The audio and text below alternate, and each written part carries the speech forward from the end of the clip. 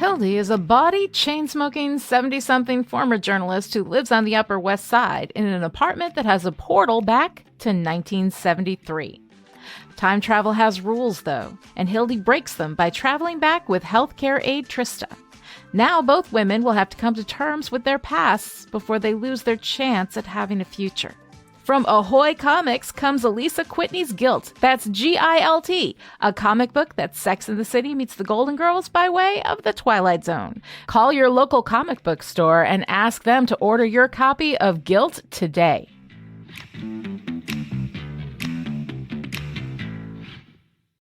Welcome to Endless, a Sandman podcast from Chipperish Media. I'm writer, vintage Vertigo DC Comics editor, and ape dung seller Alisa Whitney. And I'm story expert and cautionary tale Lani Diane Rich. Today on Endless, we are going to be talking about Tales in the Sand, issue 1 from Sandman Volume 2, The Doll's House. Tales in the Sand was written by Neil Gaiman and illustrated by Mike Dringenberg and Malcolm Jones III. Covers by Dave McKean. All that night they stayed together, and every living thing that could dream dreamed of love. Time to wake up.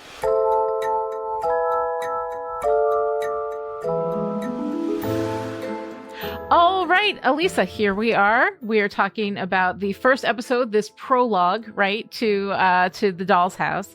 It's kind of fun. It sort of feels new, and we're kind of going into a new space. How do you feel about this issue? Last week I said that Morpheus never falls into the ancient powerful entity smitten with teenager trope, and this week I bite my tongue. It's also clear to me that emotionally Morpheus is kind of a teenager. On the bright side, this is YA romantic fantasy with the emotional authenticity of Judy Blume's Forever. Girls do not fall for the never have I seen another woman I would take for my own line. So this is also the first of Neil's standalone shorts that is told as if by an oral storyteller of traditional folktales. Oh, interesting. So this is a kind of a framing device that he goes back to? In this sense, I think it's not a framing device. He'll go back and forth from here on in with longer storylines and these shorter standalones.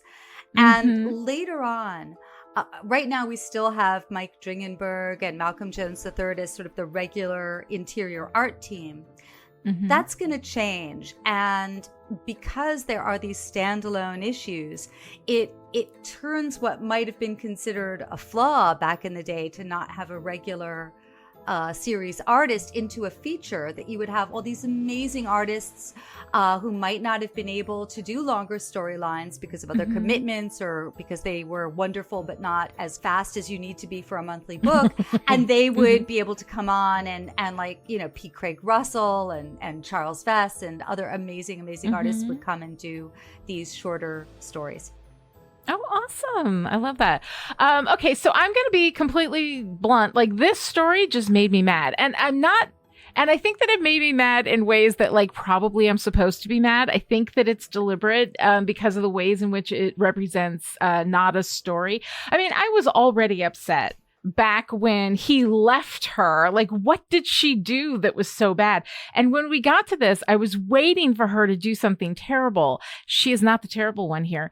And so that is the thing that that kind of sent me into like a fury. But that said, like, it's not this is a poorly written story fury. It is a story generated fury that I think I'm supposed to feel. I'm pretty sure that's deliberate. So anyway, let's go ahead and get into the summary.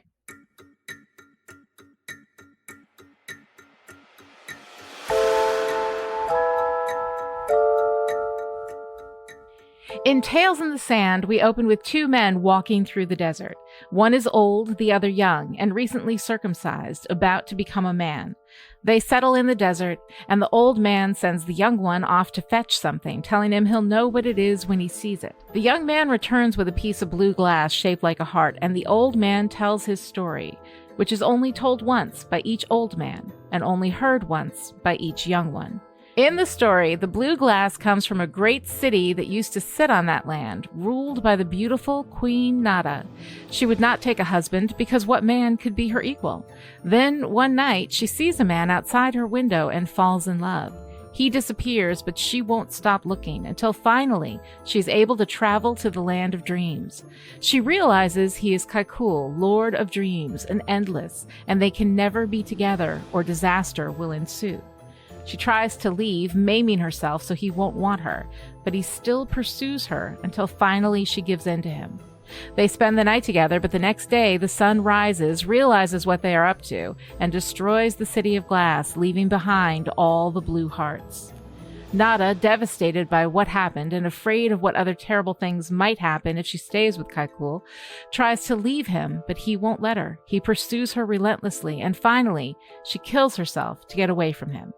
But even in death, he pursues her, asking her again to stay with him. She says she can't and begs him not to ask her again because if she says no a third time, he'll condemn her to eternal suffering. And that's where the story ends. The young man righteously calls bullshit. This story isn't over because we don't know what Nada said. The old man says she said no. Of course she said no. What else could she say? The story ends with a narration that says there may be another version of this story told by women, but the men don't know that one and never will.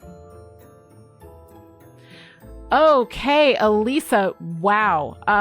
This story is so powerful and so interesting, and I love it, while at the same time it makes me angry. Again, I feel like my anger is an intended result of this, that this is supposed to make you feel that way. And part of the reason why I think that is because of the way that it ends. It ends with this: there's another version of this story, and we don't get to hear it. We don't get access to that. That is behind a veil, you know?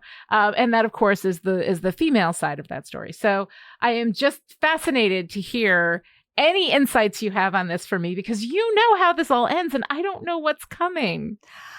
Oh gosh, I have so many things to say about this issue that it's sort of hard for me to know where to begin. I want to acknowledge that this is a story, even though it is from the, it's from the men, it's the men's story, but it doesn't cast Dream in a very positive light. And I think of it as being somewhat similar to the story in the Bible where King David sees Bathsheba, bathing on the rooftop, and which is what people did in those days. It was not like some showy thing. And and the reason that David could see her was, because of him being in a palace, which was higher than the other buildings. And he sends her husband off to die on the front lines. We are not meant to take this as an example of King David's, goodness or greatness. This is, despite his being good and great, this was this terrible flaw that he had. And I do think, even from the men's tale point of view, this is meant to be, we are not meant to approve of what Kaikul, what Morpheus has done. I think the other aspect of this that I find really, really intriguing is how very different this is in tone. We are, just as issue 8 was very different, it was more reflective. Neil has said, that he was finding his voice. Well, here he finds yet another variant of his voice, because this is a real traditional come around the campfire, around the, fire, and let me tell you a story. And one of the things that I think makes it so compelling is this is not someone who casually said, I think I'd like to tell a traditional story. Let me quickly glance at a couple of, African folk tales, and there you have it. Neil had an incredibly extensive library of world mythology. I say had, although he's probably replaced it by now, because now a lot of it, because of the mythology project that I was helping him with, is in my house. And so, Neil is as much a myth reader as he is a myth maker. Yeah. Well, and that's the feeling of it, that it feels grounded in a way that sometimes these stories can be cheaply set, like in this historical place, in this different culture. And nothing from Neil feels like it hasn't earned the story that it's telling. Like this story is told about this African tribe, and it feels very real, and it feels very grounded in the humanity rather than in the idea that we're doing this because it's exotic or whatever, but that there really is, that we're reaching into these stories and into these places because that's part of that kind of united human experience, all of these different spaces throughout time and history and all of these different kinds of people, so instead of seeing those people from the outside in, which is sometimes what happens with this, I feel like we're living that from the inside out. And that makes this story feel really grounded. Like I believe that Neil did a ton of research to tell this story, And it's interesting because I think for an artist, if you have only one picture as reference, you often get a slightly wonky stiffness in your art. Yeah. And so artists need ideally to have lots of angles, lots of reference, and then to be able to put it down and have digested it. And I think the same is true of writers, where ideally, if we're dealing with research, we want to really, really thoroughly research and have different sources and then put it aside, which, it's important whatever you're writing, but perhaps particularly important when you're writing the other. Right. I was thinking as we were about to tackle this book, which I think had we been discussing this, or had I been discussing this back in the late 80s, early 90s, I would have come from a slightly different place. I think our awareness has shifted. And I recently in the last couple of years, both I took a course with Laquette, who I believe is now the president of the Romance Writers of America. Before she was the president, she had a course, I can't remember, but it was essentially similar material to Writing the Other, which is a book by Nisi Shawl and Cynthia Ward. It's a book that comes out through SIFWA, or the Society of Science Fiction and Fantasy Writers Association. And their main thesis, I think, in writing this book is not that it's a bad idea to write characters and stories from perspectives other than your own. And in fact, they encourage it. They have all of these writing exercises and prompts, and they want writers to examine their own assumptions, the lens through which they see things. They talk about the dominant culture's version of normal as the unmarked state. And I didn't know it by that. I had always had this thought in my head, which was there's a default setting. And for a long time, for example, in romance, the default setting was white and Christian and and virginal. And then that changed.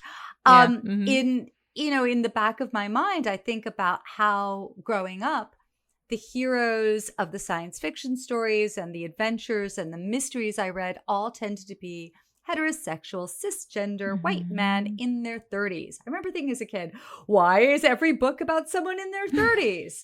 But that was sort of the prime normalcy. And I think of almost every Twilight Zone seemed to have a protagonist who is like that. Yeah, I think this idea of the default identity, is something that you grow up with. And after a while, it just seems so natural that when there's anything else, it stands out as being really different.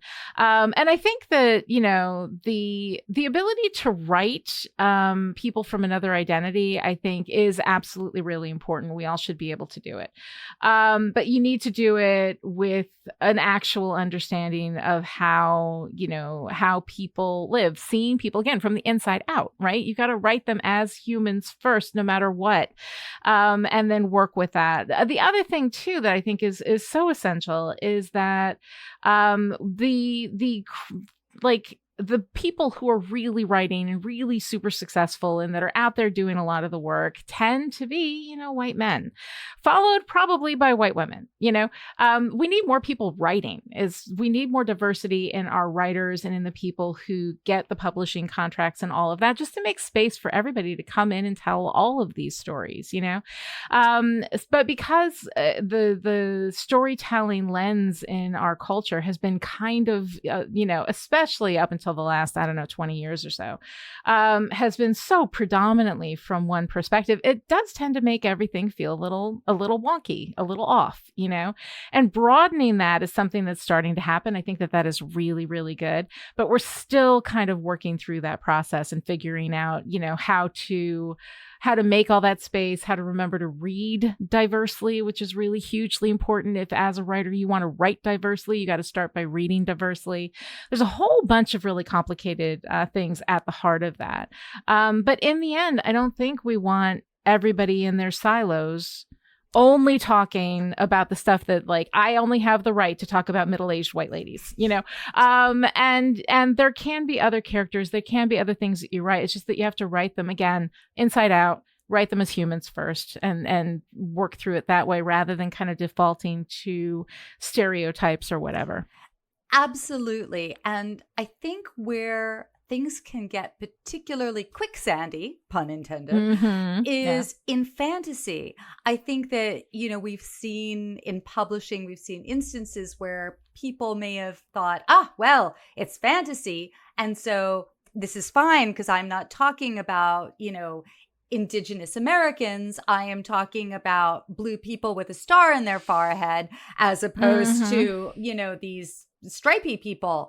And the problem is in fantasy, it is so easy to lose control of your metaphor, particularly if you're not really, really conversant with the parallels that exist in the real world. And so that is another reason why I think it's really important to do a lot of research and digest it. What makes Tales in the Sand work for me, I think, is that we're not seeing the characters through some outside lens. This is not a European talking about them. These are characters, talking about themselves. I also think that the fact that the story acknowledges its own limitations of perspective, that even on its own terms, it is saying we are aware that there are other versions. Yeah. And I imagine in this world that the birds have their own versions of this. We've got this wonderful cover by Dave McKean in which, we've got Nada on one, it's a triptych is sort of the feeling I get from this cover. And there's a beautiful picture of Nada sort of almost silhouetted with a jug on her head. And we've got Morpheus on the other side. But in the middle is this beautiful silhouette of a bird, and birds are important in this as well. And I would think that the birds themselves would have their own version because they speak in this. Right. Oh my God, that's such a great idea. I love that idea. I also wanted to add that comic books occupy a space in between TV and films on the one hand and novels on the other. We certainly wouldn't say to any writer working for TV or film, you should only restrict yourself to writing people like you because that's the only perspective you can accurately convey, because that would create fewer roles for other kinds of people and it would be a much more limited world. And I think there has been a little bit, as you acknowledged, perhaps an overcorrection or an overcautiousness, which is in novels saying to people, be very, very careful when writing any perspective that is not your own, particularly if it's a main character. Yeah. But, especially these days where comic books are so often being adapted, I think that it's an interesting thing to note that if this story didn't exist in this way, it would, it'd be a much whiter comic. Well, yeah. And I mean, in the TV show, we've already had a huge, because Kirby Howell Baptiste, who is amazing, and I'm so excited, was cast as Death. And we have seen her in this as White. But we've also seen now Morpheus as a Black man, because he is seen by whoever's looking at him, as somebody familiar to them, part of their world. He is part of all worlds and part of none, right? I mean, that's kind of the thing that makes him so interesting. And then the problem that we have is because such a stranglehold was on mass media for such a long, and I mean, let's face it, still is. One of the things that I absolutely loved about this was this framing device, right? Where we have this old man and this young man. And God, I loved this so much. And I don't know if this comes directly from, traditions that Neil read about, or if he made this up, but the idea that they go through this ritual, they cross through the desert. That is the movement of this young man becoming a man, this boy becoming a man. And in that process, he gets told this story that is incomplete, and with a man behaving badly, I find it so fascinating, but I felt that ritual so deeply. And in one page, we get this sense of community and ritual and tradition, and how that anchors the soul, in a place and in a community. It's so incredibly powerful. And I found that to be the first thing that I was completely sucked in by, was that in one page, I felt like I knew this community, like I knew these men, that because they were so steeped in ritual and tradition, which I think is so important, to human experience. And then to be able to convey that. And there's something about the incredible specificity of, this is a story everyone hears once, and everyone is told once, that I thought was just beautiful. There was so much in just that one page. There were one or two pages. It was so incredibly powerful, setting up this framing device. And I absolutely loved it. It's another story in part about secrets. Because this is a secret story. It's also interesting. I mean, Neil understands, I think, very well what myths and folktales were used for. This is an origin story of the tribe. This is who we are and who we were. Now that you are a man in this tribe, you need to understand that we were great once. We had this incredible city. And so we are different than our neighbors around us. I think, I mean, that is just really a wonderful aspect to it. I mean, this is, I don't know what Neil was aware of in terms of what other world building. I had not really known about Wakanda, and I wasn't a Black Panther reader. So for me, this idea of a mythic Africa, I loved it because it was not falling into the classic European, assumptions about what rural Africa in a more traditional time, pre-industrial revolution was like.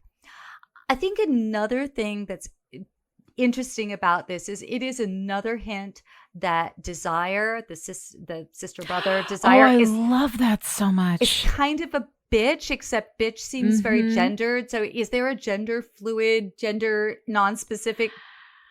Yeah, I usually use asshole, although that does tend to have a male association, but I believe that women can be assholes. I'm sure that I have been on more than one occasion.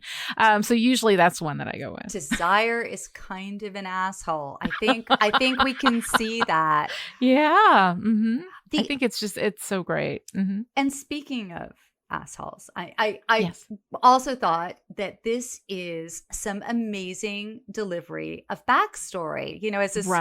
As a story guide and expert, that people say, well, if you're going to tell backstory, make sure that people are curious. And of course, we are already a bit curious about Nada since we met her in hell. But, there's often these days an advice to not deliver backstory at all. because people will say, well, because it's telling a story that's no longer has current stakes, yes, the reader won't be as invested. This is a great example of, if you want to deliver backstory, I mean, this is... Well, do it right. Like, Yes. often we get backstory because we have two people sit down, and it's the as you know, Mary dialogue, right? Where two people who've had an experience and both of them know what happened will sit down and say, as you know, Mary. It would be like me going to you and say, as you know, Alisa, we do a weekly podcast called Endless, and it's about Sandman, the comic. Like, that's often where backstory goes wrong, is when people or writers try to wedge it into the now of a story so that there's information, and also how vital that information is, I think, can be questioned. There are a number of ways to build in backstory, because there's a necessary amount of exposition that's going to happen in any story, especially if you're working in like a fantasy world space. You've got to establish how it all works, and it takes a really skilled hand to be able to deliver that backstory and do it in a way that is compelling and that doesn't stop the story we're in to deliver a big chunk. Now, here we have not stopped the story we're in, because the story that we were in ended. Now we're opening up to phase 2. Typically, I'm not a huge fan of prologues, but I think that in this particular... There's always a time when they work, I'm like, there are certain places where I think a prologue is absolutely necessary, and people, because I rail against them in novels so much, people always make me like talk about the times that they are necessary. And I will say, yes, Finding Nemo, absolutely necessary. A lot of the Pixar prologues are absolutely necessary. It's fine. But sometimes I think prologues happen when a writer decides that they're really in love with some backstory that they've got, and they want to open with that because that's exciting. And then we move into the rest of the story. And this is a situation where we're not stopping a story or delaying a story. We are telling a story. This is a short story. This is it is encapsulated as entirely a story unto itself. So I'm not sure, like, it's called a prologue. I get why it's called a prologue.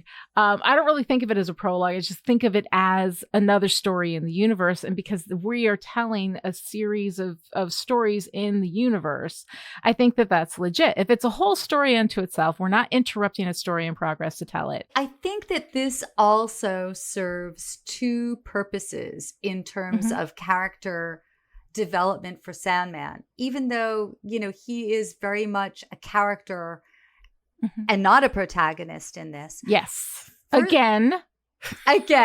So only Neil Gaiman can make a protagonist not a protagonist through the whole thing. Like, that's amazing. Oh, well, I think I told you the story that originally he wanted to use the Phantom Stranger, and they said he wasn't proactive enough. He's like, oh, well, I'll use the Sandman. So what I wanted to say is that on the one hand, we are now building this mythology of Morpheus. So we are embedding him now in an African myth. We're going to see him appear in other world culture myths and legends. And it builds this sense of this ancient entity that it has rippled through all these many different cultures. Oh, God, yeah. But at the same time, it is giving us this very flawed being who is kind of, if we thought he was a little mopey before, this is worse than mopey. This is vindictive. So, mopey and vindictive are not the things most of us look for in a romantic partner. I would certainly hope not, but it does tend to be the kind of thing, like, the first thing that comes to the mind is like Heathcliff on the moors. Like, we dig this shit. Like, generally, like, as a romantic hero, that Byronic, sense of, just this doomed man who's just so in love with this woman, that there's something romantic about that. But reading this, I was like, okay, a lot of times when we have these traditional stories that are told in this way, like the point of the story is that, women are terrible and can't be trusted and they're dangerous and don't get involved. And especially this being told from a male perspective, this is the male story in which the men don't look great. this is a story about a man being terrible, and an entire, civilization is destroyed because of that. And I find that so interesting when we're in this liminal space going from boyhood to manhood and finding in the sand blue hearts made of glass from a destroyed glass city. And of course, glass is made of sand. So glass is the transformed bit of sand, right? And of course, sand being it's Sandman. This is a huge symbol for him. All of these symbols pulled together, just so freaking beautiful. And the artwork, the blue of the glass against like this warm, soft orange of the sand, just so incredibly lovely. But to have the men telling a story, a cautionary tale as a boy transforms to manhood about what can happen when consent is denied. This is something that and this is part of why it made me mad, because I was pretty sure that we were supposed to see Dream as the bad one and not Nada. But I wasn't 100% sure, because this is a story being told by men about a woman who is in she's being put in the position of the temptress, right? She chases him down. She sees him, realizes what he is, and then she's like, no, I can't do this, and then he chases her, right? This story could have been told in a way, that would have made Nada look like, this foul seductress, I don't think that's what they're doing. I'm pretty sure that's not it. And I just want to be sure, because if that's not what they're doing, I fucking love it. Like, I think it's amazing. It's such a great story, but I had that little bit of doubt. Like, I wasn't sure yet. I haven't read enough to like my trust be entirely earned, but it's interesting to me to hear your reactions coming at this cold. I didn't see it that way. I mean, I saw her as a protagonist, ignoring the danger signs, as so many of us do when when we fall first into limerence or that first infatuated love. The bird says to her, don't do it. He's not immortal, right, and you are going to get burnt by this relationship. And, and she will not listen. I mean, if birds talk to you, just listen to them, unless they're, just saying like, give me a cracker. But I mean, so this is a complete aside. About 10, maybe more years ago. This is a complete aside. I feel compelled to tell you. I am very excited to hear it. There was a story in the news. And when I heard it, I immediately had to call Neil up. And I said, have you heard about the talking fish?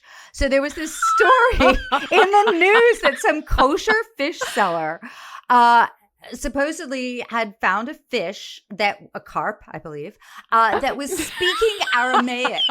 And so they tried to get it to the rabbi or whatever, and they couldn't get the big rabbi to listen to the fish. And in the end, they just clubbed it and sold it with the other fish.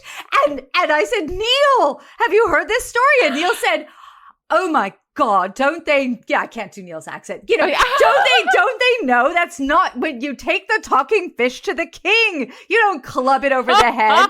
So,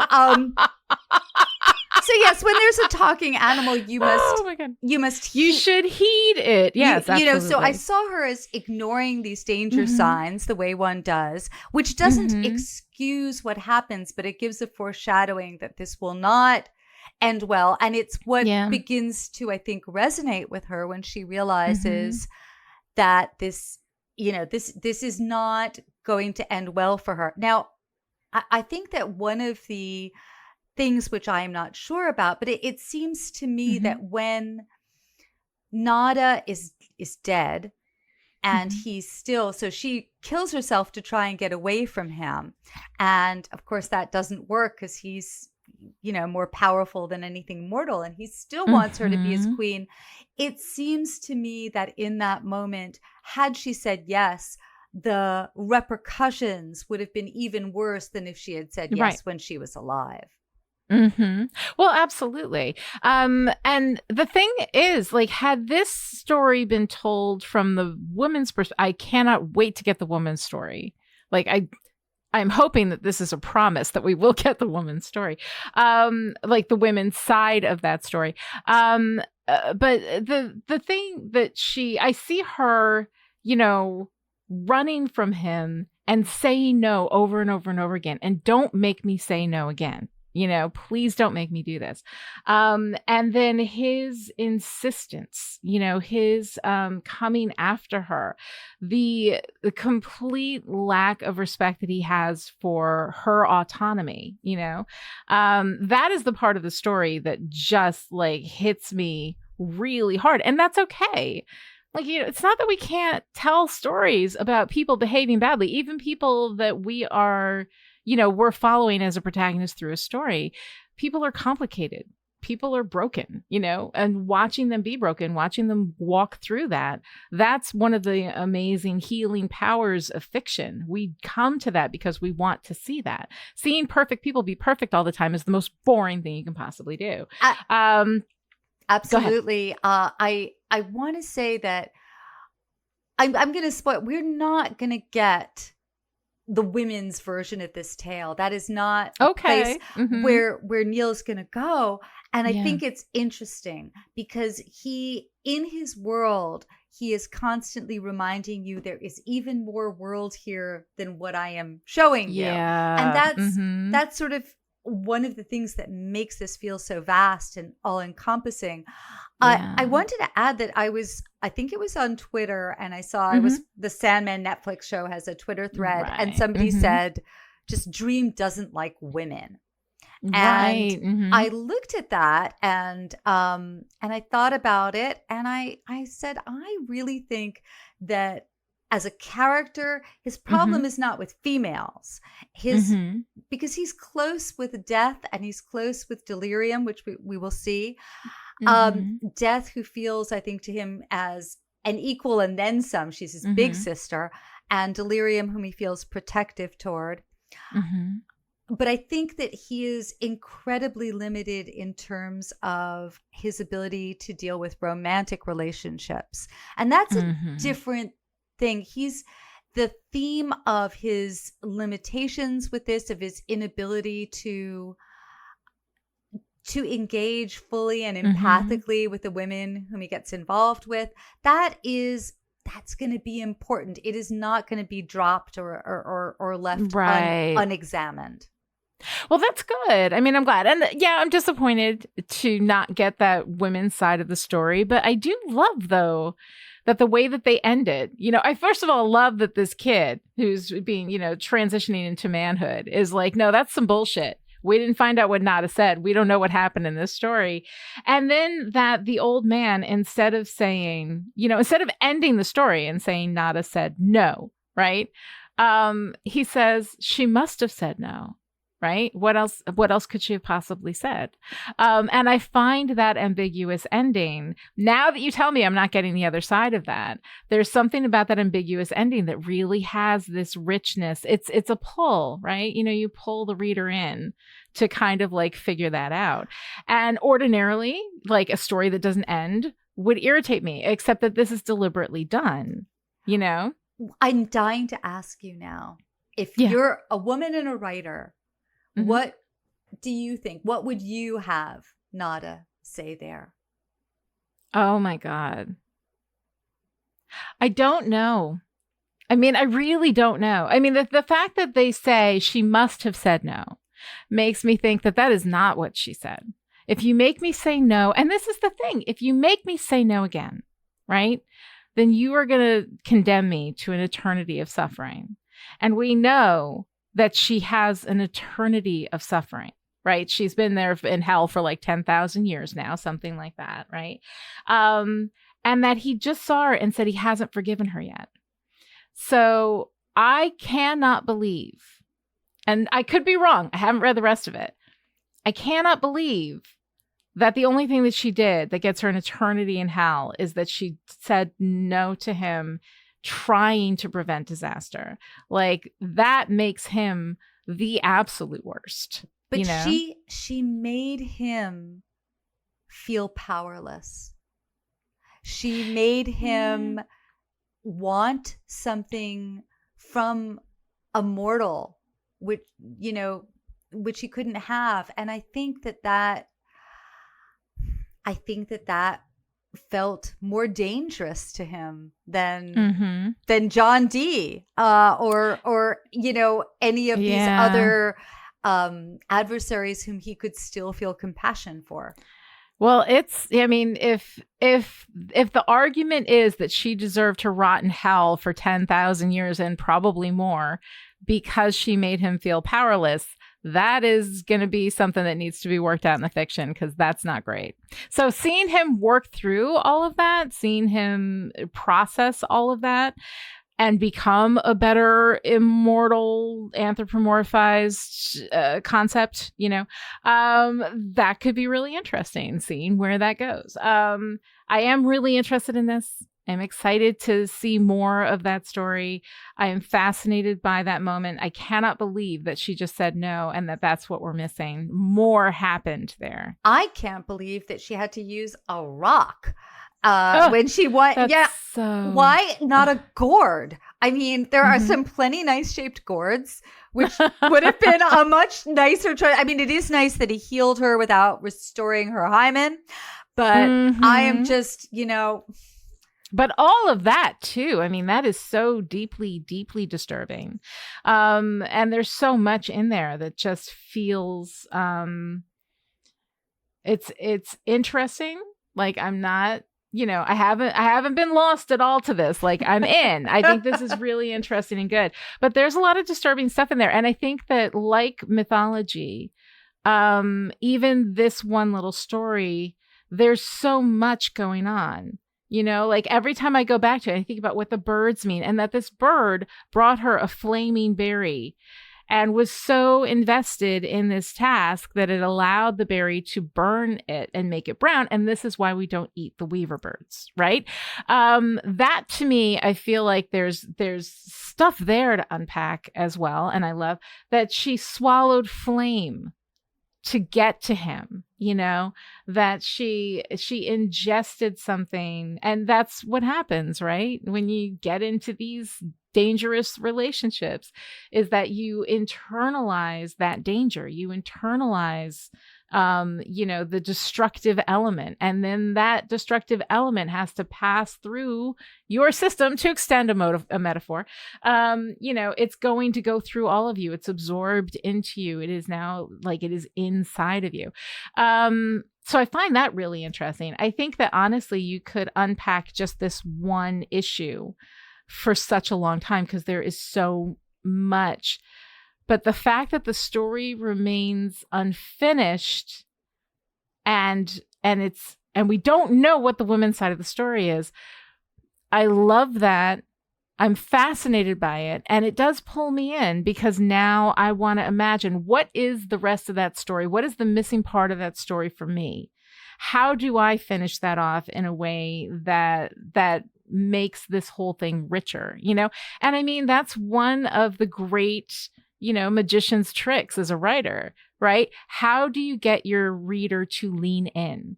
And you do that by leaving a breadcrumb for them to follow, right? And this is a hell of a breadcrumb, you know? So yeah, I'm just like, I'm digging it. I'm digging it. Even though there's stuff that like, I'm, you know, I have consent stories like that really upsetting to me, you know? So those are a little bit difficult, but also processing that through as we see Dream process this through. And, you know, my jury's still out, but I'm feeling good about where this might be going. Yeah, well, as you're talking, I realized, so I had one of those nights where you just want to escape into something very silly. And my daughter and I were watching the Love is Blind reunion. And oh my goodness, I watched the first season of that. There was a reunion. So there was a reunion. Yeah. And I watched that. I was very into for a while all these dating shows where people couldn't see each other, or they had to, now they have to wear animal heads. But there was on the Love is Blind where these people meet without, it's very funny because they can't see each other, but they keep trying to figure out how attractive the other person is. Anyway, but there's one couple, Barnett and Amber, and Barnett was sort of choosing between Amber and another woman, and what is this, 2 years later, a pandemic later, and Amber is just still so incredibly jealous and angry at the other woman in that triangle. And I remember watching it and thinking, I feel 5,000 years older than you.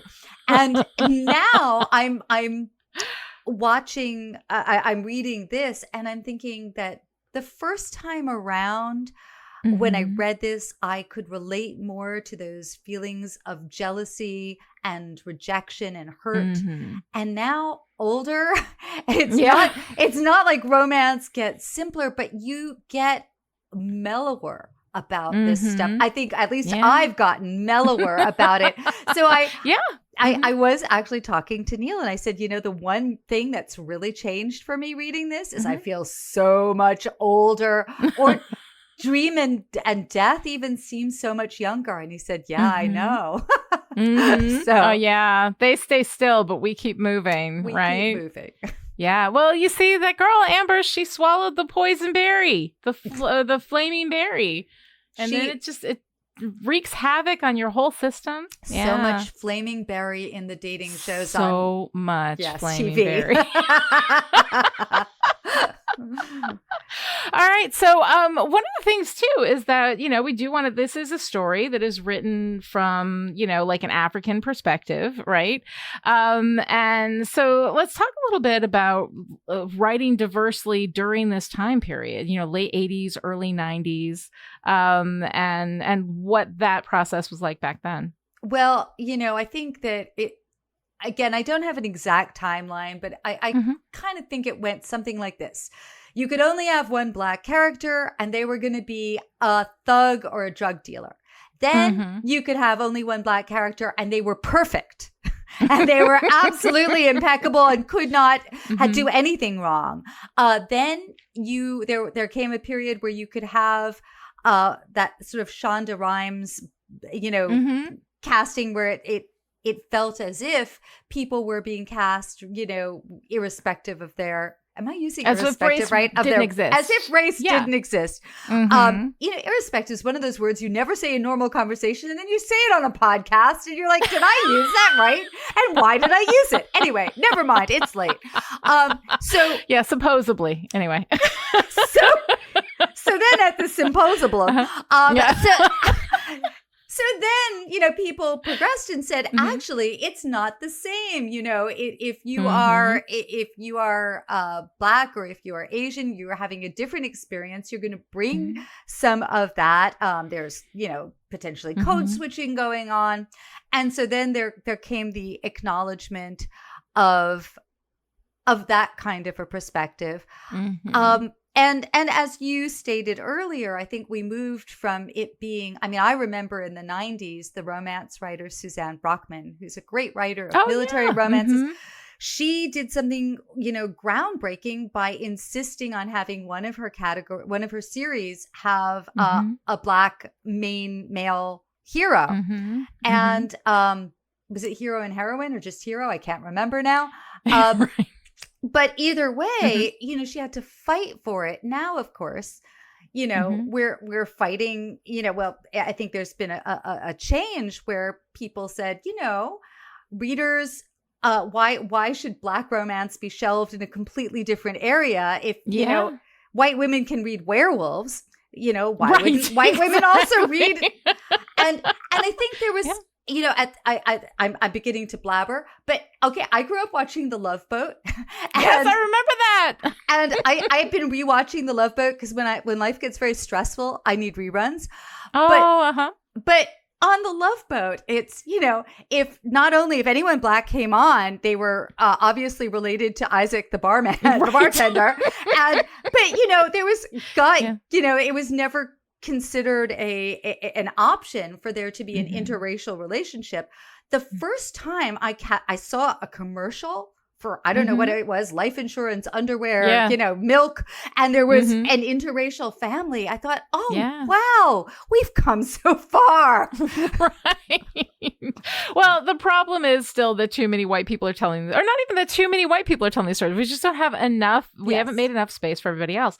And there's always the problem too of the one story. So I think it was Chimamanda Ngozi Adichie who did a TED talk talking about like the problem when there's only one story, because the fact of the matter is that every experience for everyone, there are a lot of ways to express Black experience, Asian experience, disabled experience, all of these things. And so we just need more writers telling more stories so that we can we got ourselves into this place where we have seized up, and the only way to unseize is to make room for more people telling those stories, which I think is awesome. And I think we're moving in that direction, which is really, really good. We are moving in that direction, but only if people read. I mean, even my own reading, especially during the pandemic, slowed down. And I'm really trying now to just, first of all, read more and read more diversely, more different genres, more voices within each genre. It's a challenge because there's so many things tugging at our attention. I feel like the nasty little secret in all of this is we're talking about having more diverse authors published and more stories told. But, I used to sit on the subway in the 90s and everyone was reading a book. Now no one is. I think I ranted about this last week too, so I'll shut up. No, that's okay. You don't know. They might be, because some people have Kindle on their phones. So it is entirely possible. You can imagine that people are just reading books all over the place, and they might just be. But there's also other ways to get books too. People listen to Audible. Audiobooks are books. I don't know why everybody thinks that's not true. Audiobooks are also books. But anyway, long story short, there's been a whole process about figuring out how to write diversely and how to make space for people. And I think we are absolutely moving in the right direction. So I see a little thing in your notes here that I'm kind of really excited to hear about, and it's about the mythology, right? Oh yeah, so I cannot. This is the beginning of getting old, people. I do not remember how many years ago. I think it was 2 houses ago. So 10, 15 years ago. Neil said that Norton had approached him about doing a book of mythology, and would I help? And it took us such a long time. I mean, he was in different cities, in different places. I think for a while I was following around. He would send me his books, and then I never had the right book. But anyway, it was taking a very long time. And among my friends, it became a joke, like, "Ha ha, you're gonna finish that book ever with Neil?" And it grew into the Norse Book of Mythology. Originally, he was going to do other mythologies as well, and I think still will. I remember early on that we had a conversation. We were walking around, and he was wanting to be really, really careful and not fill in anything. So if there was a source and the source, only gave you so much, he didn't want to be adding in anything. And I kept saying, no, think of the amazing stuff that you did in the Sandman. I think they want your connective tissue. And he may remember this differently. The man's version of this tale may be different. But I remember him saying, like, no. And explaining, and explaining very articulately why this was not the case. Although I think he did come around and ended up really relaxing into exploring the myths and both staying true to the source material and and adding his own special sauce. But so I'm hoping we just before the world took a turn for the weird, we were talking about getting started on the next book of mythology. So exciting. So I am hoping A, that, this will happen, and B, that I can find the books, because I've moved house since then, but there is somewhere here. Don't worry, Neil. They're safe. I'm sure you will find them. As I look at you, the shot behind you is nothing but books. So I am certain you will be able to find them. It just might take a little while. All right. So tell me a little bit about, you have a section here called Work for Hire and Paul Levitz, and I'm fascinated to hear about this. Well, this is our Lucien's library. And Yes. by the way, Lucien is going to be Lucienne. It's going to be a female Lucienne in the Netflix series. And exciting. So I can't remember the name of the actor who's the actor. I don't know what's the right preferred term now, but I think it's actor now for everybody. So so I don't remember her name, but that will be interesting in terms of the dynamic. Yeah. So this is our Lucien's library behind the scenes, and I got sent the article from the Guardian newspaper about how creators like Kurt Busiek and Ed Brubaker didn't get the recognition that, they might have hoped for, financial or cultural, for contributions to, what became the TV series with the Falcon and the Winter Soldier. And I wanted to just sort of take a moment to say that what was happening with the Sandman, although, nothing is perfect, but I think that both Karen Berger, who was Neil's editor, and Paul Levitz, who was then, I think he was then vice president? No, not vice president. He was co-publisher at that time of DC. So, Paul had also been a writer and a fan. And Karen, was really a believer in finding, having writers find their voices and having as much creator ownership as could be granted.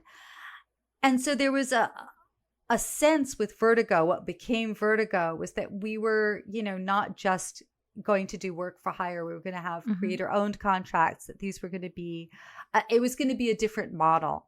And, and if people created characters, they would have some stake in that character. I think that, again, I know that there have been, that this wasn't perhaps perfect in all ways. I think perhaps that things have gotten, I'm going to dare and say worse since DC and Marvel weren't as much big business in the 90s. It was still, I think that the comic books were still comic books before they were multimedia properties. And when that changed, that I think impacted how much credit these writers are getting, because a lot of the movies that people are seeing owe a lot to the storylines that were created by writers and artists who were working in comics in the 90s and the aughties and Well, that's great. Yeah. And, it's really interesting because the role of the editor often feels invisible, but like the editors that I've worked with have been huge in helping me figure out where to take a story or when I was stuck or whatever, and their ideas get in there. Like they are, kind of the midwives, and so they're there for the birth. They make this thing happen. So it's good to be able to throw out some credit. I know hearing their name on a podcast may not be as exciting, but what they always dreamed of. What they always dreamed of. All right. So, Alisa, here we are. What is your favorite page from this? Oh, gosh. It's pages. There's a sequence of pages where Nada, her face shadowed by a skull, tries to prevent Kaikol from breaking yet another taboo. I also love that we hear that it's grandmother death. And so in addition to knowing that Dream appears African to this African woman, that death would appear not just of a different race or ethnicity, but would be older and not perhaps a 20-something woman. Right. No, it's so cool. I love that. And it's so incredibly beautifully drawn to see that death in her face, you know.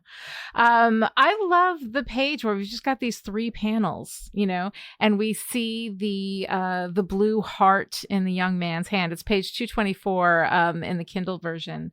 And again, like it's just that visual of the blue heart-shaped glass, you know, with the cracks in it, that is sitting all over this desert space, you know, representing that transition, you know, from childhood to adulthood. And also that, like, maybe, and I don't know, because I haven't read the rest of it, but like maybe we're seeing a transition happening with Sandman and with the storytelling, and that there's an evolution happening there too. So to start off on this note of this passing through this liminal space into a new world, I think is really good. And I just love the way that was visually represented on that one page through those 3 panels where we see the blue heart kind of moving through them, you know. So what's your favorite part? Oh gosh, I think the birds warning, you know, it feels so right for a tale of this sort. And we, you know, how often in romance do we ignore the warning signs of imminent disaster and club the fish when we ought to pay attention? Yeah, but you know, how many good stories would we have if it weren't for the reckless, you know? It's true. What about you, Lani? Oh gosh, you know what? There's a lot of it, but now that we've talked it through, and I think it's that ambiguous ending. I think it's the kid saying, no, that's bullshit. I need the answer. And then the grandfather, the old man saying, she must have said no. She must have, right? Without saying that she did. There is something about that. There's something about that lean in moment, you know, that thing that pulls you in and invests you in that story. And again, like, you know, this is something that done well and done with purpose absolutely can work, you know, even though it's kind of thing that flies in the face of general, like, story narrative. Narrative has principles. It doesn't have rules, you know, and if you understand the principles, you can break it, you know, if you just know how to do it. And I believe that this is one of those instances where they know how to do it, where Neil knew how to do it. Because at the end, that ambiguous ending and the idea that there are women out there who hold the other part of that story, you know, I love that. I love it so much. There's so much depth in this story. It's really great.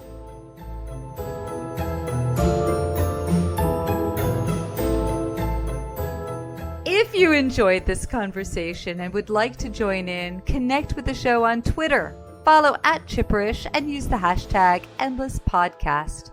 Or send your comments or questions to endless@chipperish.com. This episode of Endless was brought to you by the Chipperish media producers who support us on Patreon at the power producer level. These people are the reason why Endless is coming to you free and ad-free right now. So thank you to Abby, Alice, Christina, Erica, Jonathan, Kevin, Kristen. I thought I was going to be able to make it on that breath, but I'm not. Michael, Rose, Sarah, Shelley, Stephania, and Stephanie. And this week's special message for our power producers. For love is no part of the dream world. Love belongs to desire, and desire is always cruel. To find out how you too can support Chipperish Media, visit patreon.com/Chipperish. Other ways to show your support: write a great review on Apple Podcasts, tell your friends about the show, or have a disastrous love affair with a thirsty anthropomorphism. This episode of Endless was edited by Chipperish content editor Jack Cram. Jack, if you ever need a flaming berry, I will fetch it for you. We will be back next time with Volume 2, The Doll's House, Issues 2 and 3, The Doll's House, and Moving In. Until then, she ruled wisely and she ruled well. And when she said, do this, then it was done.